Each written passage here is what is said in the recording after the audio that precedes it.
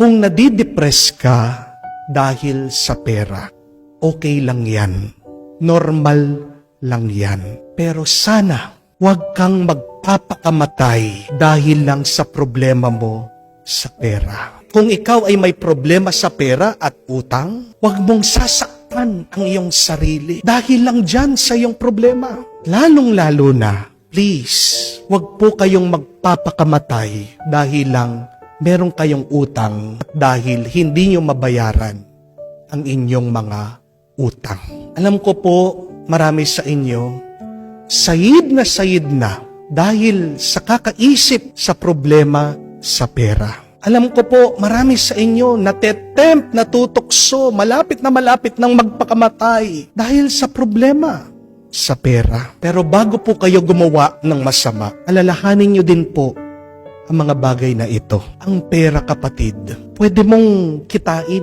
Pero ang buhay, pag nawala, hindi mo na maibabalik yan. Ang pera, pwede mong mahanap. Pero ang oras, hindi mo pwedeng hanapin yan. Ang pera, pwede mong hingin. Pero ang buhay, pag lumipas na, kahit na paano ka magmakaawa sa Diyos, hindi ibibigay ng Diyos muli sa'yo yan. Isa lang po ang buhay. Minsan lang po tayo mabuhay. Ang pera, huwag mong problemahin kasi pwede naman palitan yan. Pero ang buhay, ang oras, ang panahon, hindi mo na maibabalik yan. Amen? Mga kapatid, hindi po ang pera ang pinakamahalagang bagay dito sa mundo. Tatlo ang pinakamahalagang bagay. Una, ang buhay mo. Ang kalusugan mo. Pangalawa, ang oras mo. Time is gold. Time is money. Appreciate your time here on earth. But third and lastly, God, ang Diyos.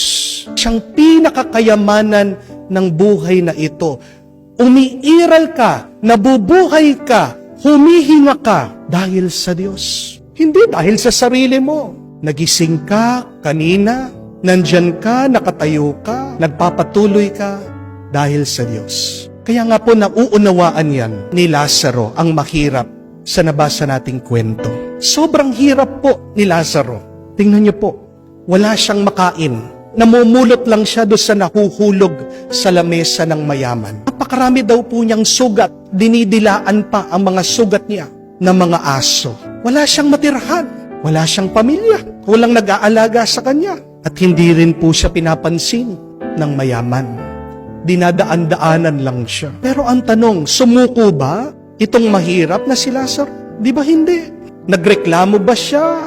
Di ba hindi? Nag-attempt ba siya ng suicide? Nagpakamatay ba siya? Kahit na hirap siya, kahit na kapos siya, kahit na napakasakit na kanyang pinagdadaanan, umasa pa rin siya sa Diyos. Tingnan niyo po, noong namatay itong mahirap na si Lazaro, saan siya napunta? Sa langit, kasama niya si Abraham. At yan po ang mabuting balita, mga kapatid. Kung naghihirap ka, kung wala kang pera, kung kapos ka, huwag mo kalimutan, mahal na mahal ka pa rin ng Diyos. At ang mga naghihirap dito sa mundo, kung tapat sila sa Diyos, bibigyan sila ng happy ending ng Diyos. Sabihin mo yan sa iyong sarili. Yan ang iyong ipagdasal. May happy ending ang aking kwento. Hindi magtatapos ang aking buhay sa luha, sa pagdurusa, sa bigat. Kung naghihirap ka dito sa mundo, umasa ka, manalig ka sa Diyos, may hinahandang magandang katapusan ang Diyos para sa iyo. Kaya tandaan mo, hindi ibig sabihin wala kang pera na hindi ka mahal ng Diyos.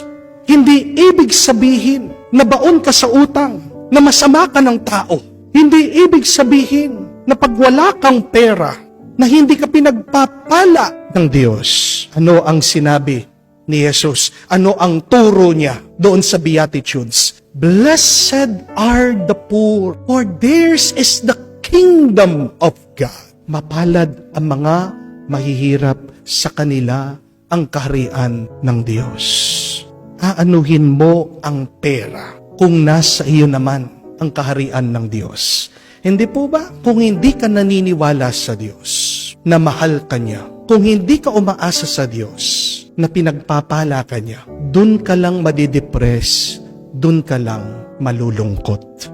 Pero gusto ko rin po na maunawaan niyo, hindi po ibig sabihin na mayaman ka na, may ari-arian ka na may kapangyarihan ka, na pinagpapala ka na agad ng Diyos. Bakit? Kasi tandaan niyo po, di ba? Kahit naman po ang demonyo, kaya niya magkaloob ng kayamanan. Kung matatandaan niyo po, ang demonyo, kaya niyang mangako ng kapangyarihan, ng ari-arian. Kaya nga po, kailangan nating suriin kung mabuti pa rin ang iyong pamumuhay. Kasi tingnan niyo po, saan daw napunta ang mayaman?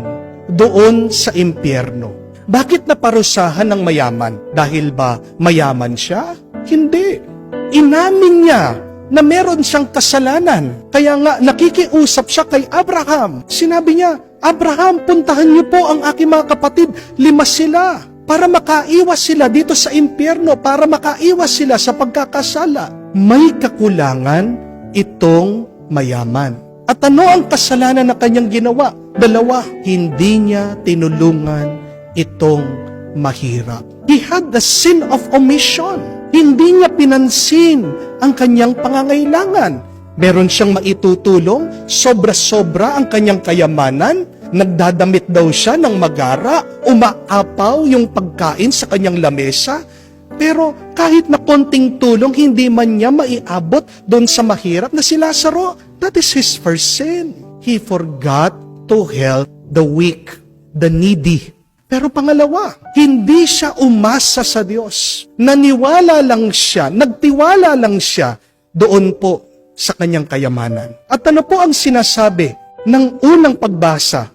Napakaganda na mapalad ang mga taong naniniwala, umaasa sa Diyos. Parang silang mga puno na malapit sa batis. Sabi ni Propeta Jeremias, hindi nag-aalala ang puno na matuyo dahil siya ay nakakakuha ng sustansya. Pero kawawa ang mga tao na umaasa lang daw sa kanilang kapwa-tao. Mga kapatid, kailangan nating tanungin ang ating sarili. Kailangan tayong maging totoo, maging tapat. Sino ba talaga ang ating inaasahan? Kanino ba tayo talaga naniniwala? Do we really believe in God? Sabi nga po ni San Juan ng Cruz, kailangan tayong mag-ingat, kailangan tayong matakot, huwag kang agad-agad na magalak at matuwa pag ikaw ay hindi nakakaranas ng mga paghihirap, pag ikaw ay napupuno ng kayamanan, ari-arian